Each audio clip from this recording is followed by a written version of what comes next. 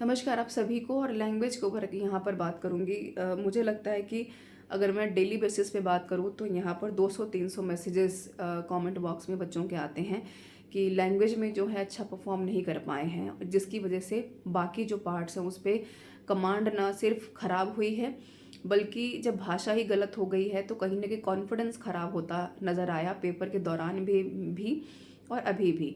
कुल मिलाकर ये ऐसा इसलिए हुआ क्योंकि लैंग्वेज इतनी टफ नहीं थी। अगर आपने ठीक से प्रैक्टिस की होती, प्रीवियस ईयर पेपर देखे होते और कम से कम अगर एक जल्दबाजी वाला सिनेरियो अगर आप नहीं देखते अपना, तो कहीं न कहीं भाषा में बहुत आसानी से आप दोनों को मिलाकर के 20 में से 8 नंबर बड़े आसानी से स्कोर कर सकते थे। तो बिल्कुल देखिए, अब जो हो चुका है उसके ऊपर बात करनी कोई बहुत बुद्धिमानी वाली बात नहीं है। मैंने हमेशा कहा है कि जो चीज़ हाथ में नहीं है उसको लेकर के पछताने का या उसके ऊपर चर्चा का विषय ना बनता है, ना उसका कोई मतलब है। तो बहुत अच्छा, हालांकि डिसअपॉइंटमेंट तो है ही क्योंकि डे वन से इसके ऊपर मैं लगातार बात कर रही थी। जब से ये हमारा 2025 का नोटिफिकेशन आया था मैं बार बार इसके ऊपर चर्चा कर रही थी। अभी 2 दिन पहले मैंने फिर से एग्जामिनेशन से पहले भी एक इन्फॉर्मेशन आपको डाली थी, ताकि कम से कम भाषा में आप ना चूके, क्योंकि ये क्वालिफाइंग इन द नेचर था, आपको टॉप भी नहीं करना था। तो थोड़ा सा तो परेशानी हुई है।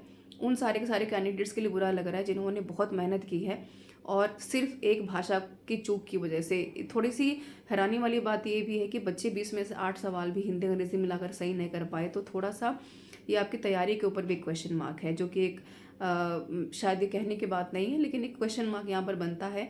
क्योंकि भाई आप बनने वाले अध्यापक हैं, कुछ अगर कॉमन सेंस के क्वेश्चन अगर हम सही नहीं कर पाते हैं तो कहीं ना कहीं तैयारी के ऊपर न सिर्फ सवाल है, सबसे बड़ा क्वेश्चन मार्क आता है आपकी प्रैक्टिस के ऊपर। जो हम गलती करते हैं कि बहुत कुछ पढ़ने के चक्कर में, मैक्सिमम नोट्स को रिवाइज करने के चक्कर में ना मॉक टेस्ट लगाते हैं, ना हम रिवीजन करते हैं, और सबसे बड़ा कारण बनता है ये आपके फेलियर का।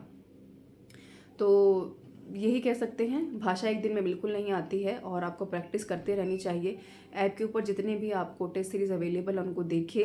केवीएस इनवेस्ट में अभी समय है और भाषा आपको पढ़नी ही पड़ेगी। अगर आप ये सोच रहे हैं कि इसको न पढ़ करके कोई और दूसरा रास्ता, तो उसका और रास्ता कुछ नहीं है। और आने वाले दिनों में पेपर पैटर्न और भी आपको मुश्किल देखने को मिलेंगे। ये तो फिर भी एक कह सकते हैं कि एक टीज़र था आपके सामने पिक्चर का, कि भाई थोड़ा सा हमें जो समझ में आया कि आने वाले दिनों में अध्यापक बनना अब शायद यूपीएससी के टीचर बनने से या कहेंगे यूपीएससी का कैंडिडेट बनने से शायद कम नहीं रह जाएगा।